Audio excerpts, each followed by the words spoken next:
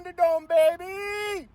It is squat day, my boys. Welcome back, bros, bears, moms, mommies, and everything in between. As always, this is Patrick, full primal power, your mom's favorite powerlifter, top 50 powerlifter of all time. Today is another episode of me disrespecting those tiny little steel circles that we use to go to therapy instead of actually going to therapy because, you know, that it's expensive and it costs money. What do we have going on today? It is our first squat day of peak. We are 12 weeks out from the PLU Power Surge in Chicago, Illinois, coming up in September 13th. What do we have? We have our first day back in wraps all year long. We've our last meet was November 9th or something like that. Not a good time. And we haven't been in wraps. We've been in wraps one day since, and that was not a good day. That day we took 75% and missed. Not good. So what we're doing today is we're taking 75% for a 3x3. The difference between now and then is the way that we've prepared ourselves. Last time we were doing a lot of pretty much sub 500 pound squats. We're kicking my butt. And now I've hit a new 8 rep PR. Was it 6 or 8? I think it was 8 rep PR at 625. And then we've been basically disrespecting everything 650 and above as if it's child's play. And so we've got a 3x3 at 75%. That is 760 pounds. For those of you out there who are mathematically illiterate, 760 pounds being 75% of my squat means I squat 1,014 pounds. Over 1,000 pounds, basically. Not to toot my own horn. But coming up, that's what we're doing. And my brain's going like 1,000 miles a minute. I've listened to the K-pop Demon Hunter soundtrack like 2 or 3 times, just belting it at the top of my lungs today because I'm amped. I am amped. Last time I took this weight, no bueno. Missed it for a single, was supposed to take it for a double. And that was embarrassing as all heck. And we are here for our retribution, our revenge. So, yeah. I can't really think of anything else. My brain is not, it's just zeroed in. I'm going to be wearing my short shorts today. I don't care what anyone says. You're welcome, Bears. Enjoy that. I will see you boys, girls, everything in the gym. Woo-wee! Slap my prostate and call me chowder. We had ourselves a squat day today, boys, girls, and everything that might grace these beautiful, beautiful halls of YouTube. So, the plan changed a little bit. We did our generic stretching routine, which I didn't record for you guys because that's like watching paint dry, or if you want something a little bit more connectable, relatable, it's like watching baseball. Amazingly, watching golf is more interesting than watching baseball. I just watched one of the, I think it was the Rocket Mortgage Cup for the PGA Tour, and with my father-in-law, and really interesting, actually really interesting, surprisingly interesting. Anyways, enough ADHD tangent. So the plan changed a little bit. The plan was to do a 3x3 at 760 to reacclimate ourselves to wraps. I completely forgot that there were 2 variables we were playing with when it comes to squatting heavier and heavier weights. And the first is obviously getting used to wraps, and the second is our central nervous system. So, wraps, I feel like wraps and your central nervous system are almost intertwined, because when you use sleeves, the central nervous system reacts differently than if you're using wraps, I've noticed, which is kind of weird. It's like once you put on wraps, everything gets a little bit more intense. Maybe it's because you're causing, not trauma, but you pretty much put yourself through a car crash every time that you lift heavy enough to have to go into wraps. Not that you have to go into wraps, but the movement pattern is different in wraps and sleeves slightly.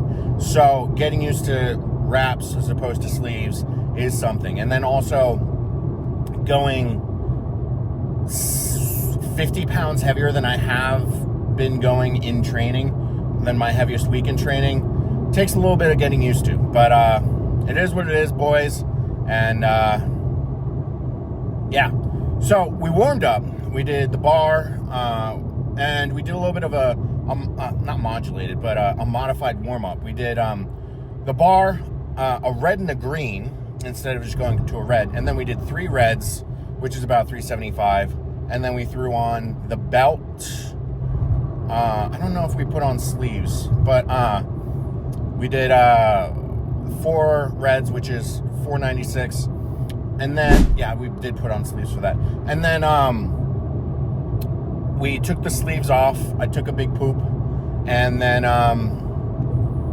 we busted the wraps out. So I have never wrapped. So take a step back.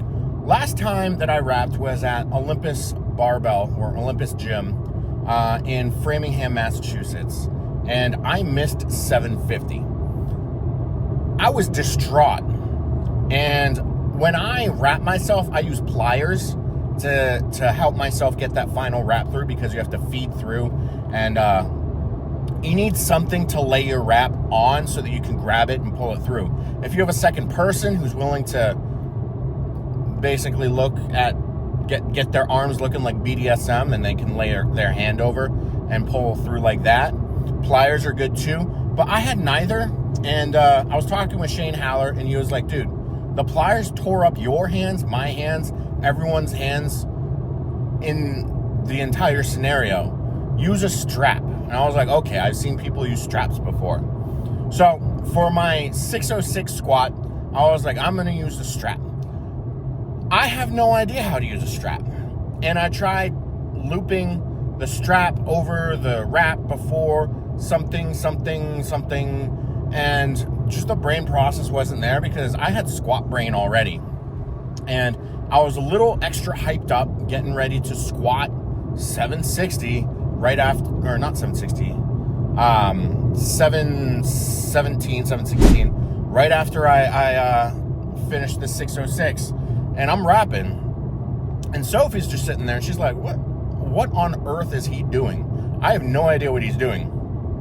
So I tied off with just my hands. And if you've ever wrapped, you know that tying off with just your hands means that you don't get a really tight tie off. And she was like, I thought you were joking. I thought you were just playing around. I did not realize you were actually going to squat like that. So in the 606 squat, I think I only did it for a single, you can see my wraps just falling apart. And when I re-racked the bar, my left leg's wrap kind of just fell off, which is no bueno. If having a piece of equipment just fall off of you means it wasn't doing shit the entire time it was on you. So I was very frustrated and not happy whatsoever. But luckily, there were Oasis Barbell, which is where I train, or Powerlifting Club, is where I train. That is a heaven for USAPL lifters, Powerlifting America lifters, the natty lifters. No monos, all combo racks, really nice gym, and they just opened up a bodybuilding section if you're into that kind of thing. But it's a very nice, I don't want to say safe space, because but it is kind of a safe space for collegiate, is there an extra G in there? Collegiate level lifters. So we're nearby Northeastern. There's a couple other schools that use it in the off season, but like when there's a school break, like spring break, the gym gets overrun by it's like Boston University, Boston College, Northeastern University. Some schools in the collegiate circuit for powerlifting only do single ply. No raw, no wraps, no multiply, single ply. which is kind of weird to me. But lucky for me, there was a single ply lifter, a collegiate level lifter, really cool guy, Lonzo Lifts on Instagram, and his girlfriend were there, and she wraps his knees when he's squatting at like collegiate nationals and stuff. And Sophie says, go ask them how to use a strap, because they probably use a strap. And I'm like, my autism is just firing off, and just I am overstimulated, overwhelmed. The music in the gym is not lifting music, and it was really getting to me. It was Katy Perry. Like, I'll lift to Katy Perry if I'm not in the necessity of like being overwhelmed and actually a little scared of what I was going to put on the bar. And I had my earbuds in, and I could hear the gym music over my earbuds. So Sophie saw me basically curling into fetal position because I couldn't figure out how to wrap my knees. I couldn't, the music was overwhelming. I had a weight that was coming up on the bar that I hadn't touched, and the last time I touched it, I failed it. And I mean, yeah, I was not in a good place. And she stepped up. She got the music put down to an appropriate level. Everyone in the gym was annoyed with the music, so we ended up just turning the music off, and everyone had their headphones and earbuds in. And then she asked the workers at the gym if they had any pliers. They didn't. And then she kind of kicked me in the shin and was like, go ask the college lifters if they know how to wrap using a strap. And the homie's girlfriend was like, oh yeah, I definitely do that. What you do is you fold it in half. And I was like, I was not folding it in half. I was trying to loop it like a regular strap, and then something. I had no idea what I was doing. And then, so I loaded up 716, and they watched me wrap, and I folded the strap in half, laid the last wrap over it, and pulled it through, and it was phenomenal. It was one of the best wrap jobs that I've ever done on myself. And I'm like, holy giblets, Batman, this is amazing. Generally, I can only get 4 wraps on myself, 4 revolutions. I did 4 revolutions, and I tied off on the 4th, and I had a lot of lead wrap left in the wrap. So I squatted, and I have a quick release? I don't know. I may have just pulled through and not done the quick release. But it was one of the easiest squats ever. I was like, oh boy, this is feeling good. And then I added the greens, because 760 is 6 reds and a green, with the appropriate comp collars. And oh, maybe I'm hitting puberty. No, it's just the pollen. I'm allergic to all the pollens every single season, and it just takes my body a couple weeks every time to stop rejecting the plants trying to have sex with my lungs. Anyways, felt good. I put on the greens, 760. I wrapped myself, and I took I got rid of the extra lead, and I did an extra revolution. And so I ended up getting 5 revolutions, which I like my wrap going up my quad a fair bit. So having it wrapped a little higher than before felt phenomenal. I was able to get a nice big wrap, got an extra revolution, and I nearly toppled the chair because it took both Sophie and I pulling on the strap to get the final pull through, which is phenomenal. And then I pull it even tighter as it cinches into itself. I unracked the bar. I walked it out. The walkout was garbage. It felt a little heavy. I squatted it, and I was like, damn. I wasn't really, I was like, I want to make sure that I am to depth. So I squatted, and it was good. And then I looked back at the video. I was like, it's to depth. I want to make all of my squats in training undeniable to depth. So I want to go a little bit deeper. I basically want to put a quarter on the ground and pick it up with my sphincter. So took a couple minutes. Sophie was doing a deadlift day. Jordan Wong, her coach, has her going up to, I think it was 300 pounds for a triple and then drop down for sets of 8. So if she looks grumpy in any videos, just know that she hates deadlifts. And I actually sent all my squat videos to Shane Haller, and Sophie took a selfie with me, and Shane was like, why does she always look so grumpy in every single picture you send me of her? And I'm like, because she was deadlifting. And then I had to send him a video of her where she was not grumpy. And I was like, see, she's not grumpy all the time. And Sophie saw that because she loves the 2300 boys group chat. She'll steal my phone just to go through that. And she saw that and she was like, rude. I'm like, but accurate. And she's like, yes, which is why it's rude. And we've kind of got this joke going on between us where things are rude but accurate. It's almost like it's almost like taking a lot of the sting out of telling each other the truth and being effective communicators with each other, because you get comfortable speaking truths because it's rude, and then you have to accept that the rude statement was accurate. So it's almost like taking the sting out of having tough conversations or saying things that you don't necessarily feel like the recipient will enjoy. So it's a good communication technique, taking the sting out of words that are truths that you would like to express is important when you are in a partnership with someone. Anyway, so second set, better rap drop. Like, I was usually, when I rap myself, first rap is good, second rap kind of declines. Like, I fatigue as I start rapping myself, because rapping is the hardest part of squatting in reps.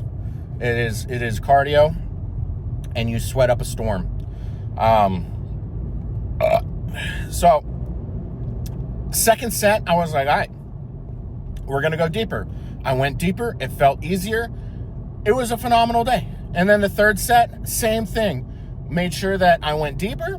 Good rap job, good quality. The only thing that wasn't good about these 3 squats at 760 was the walkout. But I will be competing in a monolift, so I don't need to give a shit about the walkout. But I kind of do have to give a shit about a walkout. The problem with Oasis, and this isn't any knock against Oasis, because the owner has been trying specifically for me,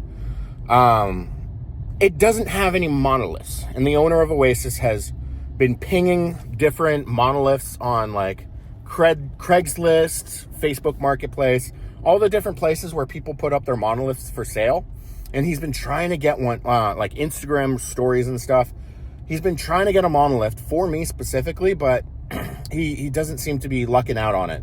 And I think he's been in contact with the people who make the monoliths for ABS, the Abs Pro, the same monolith they do there, where it's like a monolith, but it's also a combo rack, which is kind of weird that they haven't done it before. So he's been working with them to try and get a monolith. I don't know if it's going to be in time. So sadly, I probably will have to go somewhere else, some other gym with a monolith once I get above 800 pounds. So after my first deload, I'll probably have to start going back to Olympus barbell for a couple months while I squat and go heavy, because they also don't have a squat bar. I've been squatting all this on a power bar, my Kabuki power bar. I know a lot of people don't like it when people load up too much on a power bar, because the risk of bending, especially when you have a lot of speed going into it, you get whip, and they don't want to warp a bar. But it's why a lot of gyms will have rack pull specific bars, because rack pulls absolutely decimate bars.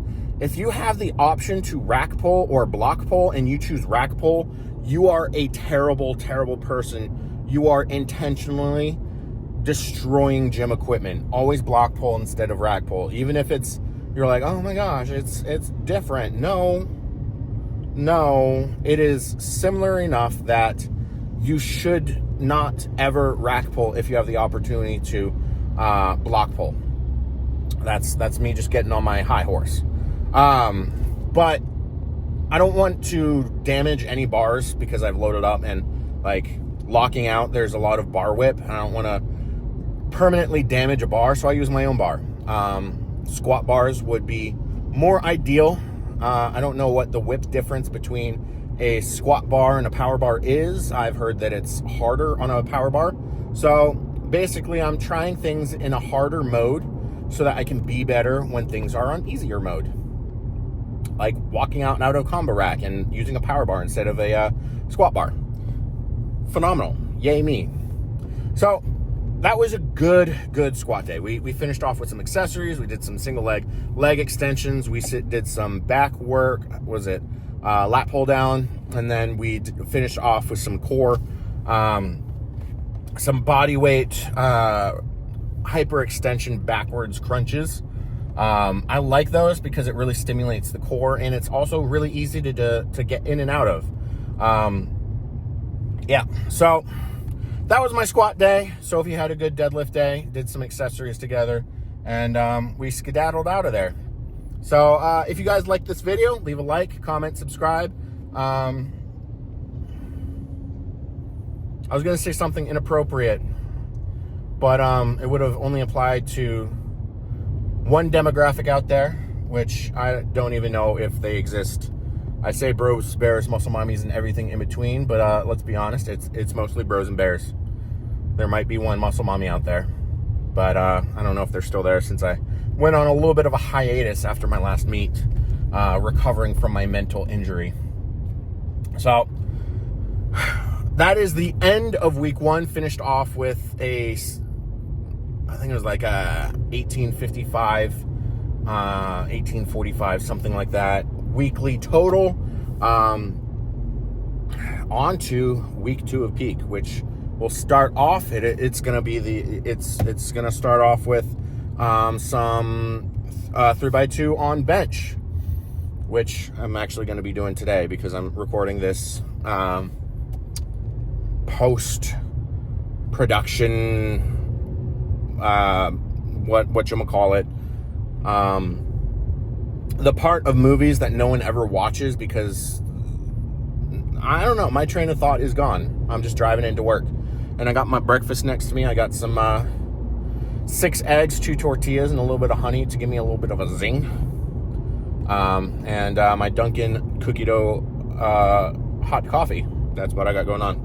But I will see you boys next video where we're going to be benching. It's going to be awesome. Patty out.